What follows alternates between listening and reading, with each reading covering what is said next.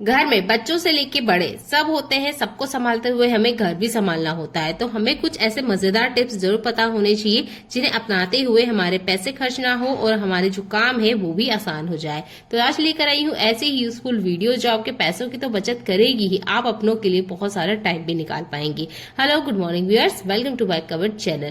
पहला useful tip आपके बहुत ज्यादा काम आएगा। ये जो चिमटा होता है ना, इसका यूज हम ज्यादातर रोटी बनाने के लिए करते हैं। आज हम रोटी बनाने से नहीं, आज हम इसका अलग यूज करने वाले हैं। तो यहाँ मैंने लिए हैं लौंग, फूल वाले हो या बिना फूल वाले, कोई सा भी लौंग आप ले सकते हैं। इस तरीके से 6, 7, 8 जितने आप एक बार में चिमटे में पकड़ पाए उतने आपने ले लेना है। तो मैंने यहाँ ज्यादा नहीं लिए हैं, 5 से 6 लौंग ही लिए हैं। इस तरीके से चिमटे में हमें इसे दबा लेना है। आपकी किचन में इसके अलावा अगर कोई ऐसा टूल आपको लगे जिसमें आप आराम से इसे पकड़ सकते हो तो कोशिश कीजिएगा। मुझे चिमटे के अलावा ऐसा कोई टूल या ऐसा कोई बर्तन मुझे नहीं मिला जिससे मैं इस लौंग को अच्छे से पकड़ पाऊं। चिमटे से अच्छे से पकड़ना भी आ जाता है और ये अच्छे से जल भी जाते हैं। तो यहाँ मैंने लौंग को अच्छे से बढ़िया से जला लिया है, बहुत ज्यादा नहीं, आधा ही जलाना है। इसके बाद में कोई प्लेट वगैरह लीजिए, इसके अंदर इस तरीके से डाल दीजिए। ये काम ना आपने फटाफट करना है। हमारे जो किचन में डब्बे यूज होते हैं अक्सर उसमें हम खाने पीने की चीजें रखते हैं, जिससे बहुत बार उसमें से बैड स्मेल आने लग जाती है क्लीन करने के बाद भी। तो आप इस लौंग के धुएं का यूज कर सकते हैं इसकी बैड स्मेल हटाने के लिए। अगर आप इस कंटेनर में अचार रख रहे हैं तब तो आपने इस ट्रिक को जरूर करना चाहिए। इससे ये बैक्टीरिया फ्री हो जाती है और आपकी जो अचार है वो सालों तक चलती है। यहाँ मैं अचार बना रही हूँ।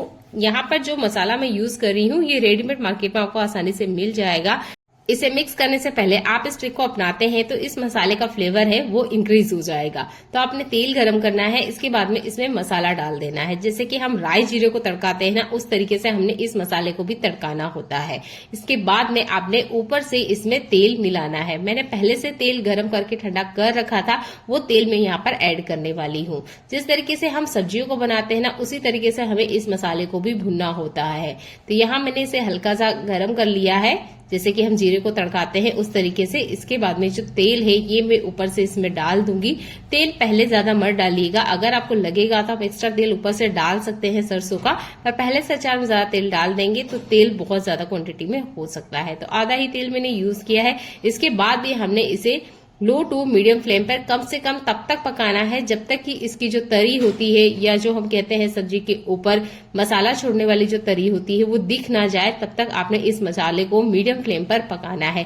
डायरेक्ट हम इसे मिक्स कर सकते हैं, पर जो फ्लेवर है उसे और इंक्रीज करना चाहते हैं तो आप इस ट्रिक को यूज कीजिएगा। ये आम के अचार का मसाला है, जो भी रेडीमेड मसाला आपको मार्केट से मिलता है उसका स्वाद और अगर आप बढ़ाना चाहते हैं तो इस ट्रिक का यूज कीजिएगा। बहुत ही कमाल का ट्रिक है, मैंने इसे किया है और जो मसालों का फ्लेवर है वो और ज्यादा बढ़ जाता है। बहुत ही यूजफुल टिप्स है, तो आप भी अगर अचार बनाते हैं तो इस ट्रिक का यूज कीजिएगा। वैसे तो इस मसाले का यूज हर तरह की अचार बनाने के लिए किया जा सकता है। आप आम का ले लीजिए, आंवले का ले लीजिए, किसी भी चीज का अचार बना रहे हो, मिर्ची का, तब भी आप इसी ट्रिक को यूज कीजिएगा। चलिए देख लेते हैं आज का अगला यूजफुल हैक। घर में छोटे बच्चे हैं ना, तो ये इतने शैतान होते हैं कि इनसे कुछ भी काम करवाना बहुत बड़ा सिरदर्दी हो जाता है। अब ये है मेरा छोटा बच्चा जो कि 3 साल का है। ये ना ठीक से ब्रश नहीं करता है। जैसे ही हम इसे ब्रश देते हैं ये इतनी जल्दी से भाग जाते हैं। दांत इतने छोटे होते हैं कि हम हमारे हाथों के प्रेशर से इन्हें ब्रश नहीं कर सकते, जिसकी वजह से इनके दांतों में अक्सर कीट लग भी जाते हैं। यहाँ आप हफ्ते में अगर एक बार भी इस ट्रिक को यूज करते हैं तो आपके बच्चों के दांत में कभी भी कीड़े नहीं लगेंगे। तो यहाँ लिए है मेरे 5 लौंग, आप 6-7 जितना चाहे उतने क्वांटिटी के अकॉर्डिंग ले सकते हैं। इसके बाद में मैंने लगभग 1 चम्मच के आसपास यहाँ नमक लिया है। देखिएगा आपने लौंग बहुत ज्यादा क्वांटिटी में नहीं ले लेना है, क्योंकि इसका जो तीखापन है वो बहुत ज्यादा होता है। बच्चे को लगेगा तो बच्चा बिल्कुल भी ब्रश नहीं करेगा। यहाँ पर आप मुसल ले लीजिए, पत्थर ले लीजिए या बेलन ले लीजिए, जिससे हम इसका चूर्ण या पाउडर बनाए। सिल पट्टे या मुसल का यूज करते हैं तो आप इस बात का जरूर ध्यान रखें कि उसमें मिर्ची का स्वाद ना आए। आप चाहे तो बेलन का ही यूज करें, इससे भी थोड़ा सा टाइम लगेगा, पर हाँ चूर्ण आराम से बन जाएगा। तो मैंने यहाँ बेलन की मदद से ही चूर्ण बनाया ताकि इसमें थोड़ा बहुत भी मिर्ची का फ्लेवर ना आए। अब इसके बाद में हमें यूज करना है यहाँ पे टूथपेस्ट। जो भी टूथपेस्ट आप यूज करते हैं वो ऐड कर लीजिएगा ताकि बच्चा आसानी से कर ले, बिल्कुल भी नखरे ना करें।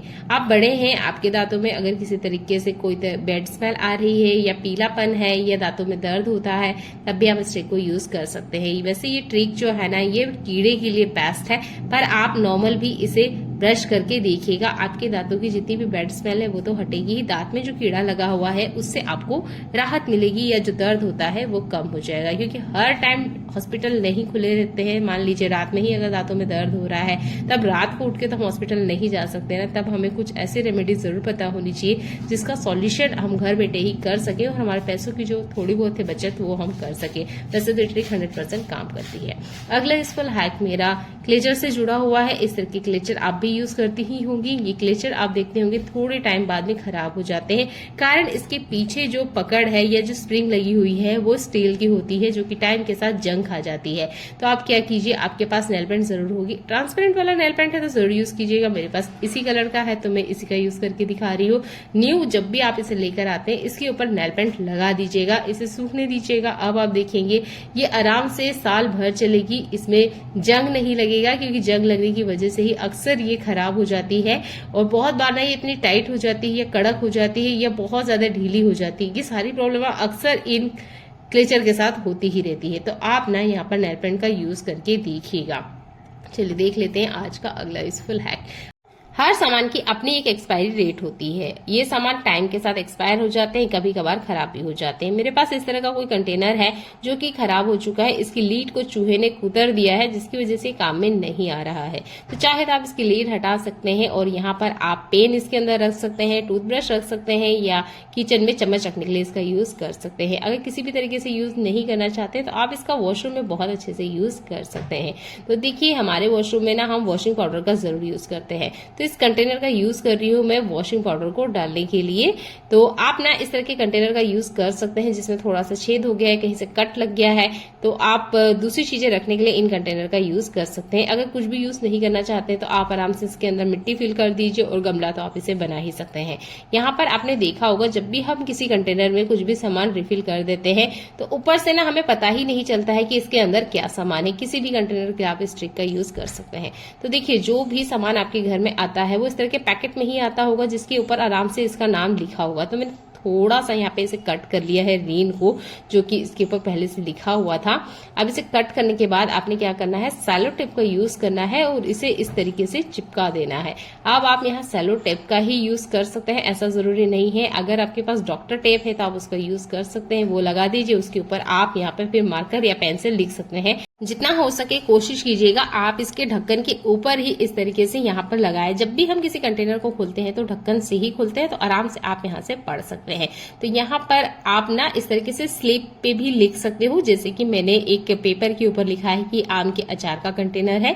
आप इस तरीके से लिख लीजिए, उसके बाद में सेलो टेप का यूज कर सकते हैं। अगर मोटा वाला टेप है तो एक बार में ही आपका काम हो जाएगा। मेरे पास थोड़ा सा छोटा है तो मैंने डबल बार कट करके इस तरीके से चिपका दिया है। जब आप इस कंटेनर को क्लीन करेंगे आप आराम से इसे निकाल भी सकते हैं, है ना। ये आसान सा ट्रिक, इसे जरूर यूज करिएगा। इस तरह के पैकेट आते हैं आपके घर में तो इसी में से आप कट कर लीजिएगा ताकि आसानी से आप पढ़ पाए कि कंटेनर किस चीज का है ना। कमाल का ट्रिक, जरूर यूज करके देखिएगा। चलिए देख लेते हैं आज का अगला यूजफुल हैक।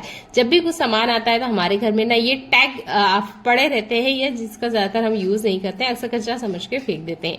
सामान का तो हम यूज कर लेते हैं पर टैग का शायद ही कभी कोई यूज करता होगा। देखिए टैग से जुड़े हुए पहले भी मैंने काफी सारे ट्रिक बताए हैं। आज मैं टैग की इस रस्सी का यूज करके आपको बताऊंगी।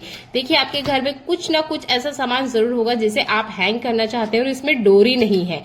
मैं आपको यहाँ नेल कटर दिखा रही हूँ। आप नेल कटर के ऊपर इस टैग के धागे का यूज कर सकते हैं। अब आप आराम से इसे किचन के पास हैंग करके रख दीजिए, जहां पे भी आप चाबियां रखते हो, या आप चाहे तो सीजर को हैंग करके रखना चाहते हो तब भी आप इस टैग का यूज कर सकते हो। हर महीने 2 महीने 6 महीने में आपके घर में जरूर कपड़े आते होंगे। कम से कम इन कपड़ों के टैग की रस्सी को तो आप संभाल के रख ही सकते हो। ये बहुत ज्यादा काम आती है। मैं काफी टाइम आपको बता चुकी हूँ कि कभी भी कपड़े के टैग को मत फेंकिए, ये आपके बहुत ज्यादा काम आता है। और भी इससे जुड़ी यूजफुल टिप्स आपको जानना है तो एक बार चैनल को विजिट कीजिएगा। कपड़ों के टैग से जुड़ी हुई काफी सारी ट्रिक मैंने आपको पहले शेयर की हुई है। चलिए देख लेते हैं आज का अगला यूजफुल हैक। दिया बाती हर घर में किया जाता है। दिया बाती जब हम करते हैं तब आपने एक प्रॉब्लम फेस की होगी, या दिया बाती जल जाने के बाद जब आप दिया उठाते होंगे तो आपने देखा होगा जिस भी टाइल्स या जिस भी सरफेस पे आपने इसे रखा है वहां पर तेल के निशान हो जाते हैं, या दिए के आसपास आपको तेल के दाग धब्बे देखने को जरूर मिलते होंगे। तो आप ना इस काम को ना बढ़ने दे या इस तरह का काम आपको फिर से अगेन ना करना पड़े बार बार क्लीन करने का, तो आप इस ट्रिक का यूज कर सकते हैं। इस तरह का कार्डबोर्ड आपके घर में जरूर होगा, इसका आप यूज कीजिए और आपके घर में ले लीजिए सिल्वर फॉइल पेपर। ये भी आपको हर घर में आसानी से मिल जाएगा, आराम से आप इसे कवर कर दीजिएगा। ये देखिए, ये सिल्वर फॉइल पेपर है जो कि यूज किया हुआ ही था, इसको मैंने अगेन इस तरीके से फिर से यूज किया है। अब इस तरीके से हम इसके ऊपर लगा देंगे, आराम से लग जाएगा। यहाँ पर सिल्वर फॉइल पेपर हमने इसलिए यूज किया है क्योंकि दिया ना गर्म भी हो जाता है, तो गर्म दिए से इस कार्डबोर्ड को कोई नुकसान न हो, इसलिए मैंने यहाँ सिल्वर फॉइल पेपर का यूज किया है। आप नॉर्मल कोई और सा पेपर भी ले सकते हैं। कार्डबोर्ड को अगर ऐसे ही रखेंगे तो देखने में अच्छा नहीं लगता है, इसलिए मैंने इस फॉइल पेपर का यूज किया है। अब आराम से ये कवर हो गया है, इसके ऊपर आप अपना दिया रख दीजिएगा। दिए का यूज मंदिर में भी किया जाता है, घर के बाहर तुलसा जी को भी लगाया जाता है, घर के आंगन भी दिए लगाए जाते हैं और किचन में भी पानी के पास दिए लगाए जाते हैं। तो हर जगह सरफेस बार बार अगर गंदी हो रही है, फिर से आपको क्लीनिंग का काम करना पड़ रहा है बार बार, तो इस काम को आप थोड़ा सा कम कीजिए, छोटे से टुकड़े का यूज कीजिए आप कार्डबोर्ड का और अपने इस काम को आसान बना लीजिए। ये वॉशेबल है, आप इसे क्लीन कर सकते हैं, नहीं तो आप कपड़े से इसे हफ्ते में एक बार भी वाइप करेंगे तब भी काम चल जाएगा। इसी तरीके से ये जो अगरबत्ती स्टैंड होता है इसको भी यूज करते हैं, तो आसपास आपने देखा होगा काफी सारा जो इसका कचरा निकलता है वो फैल जाता है, तब भी आप इस तरीके से इस कार्डबोर्ड का यूज कर सकते हैं।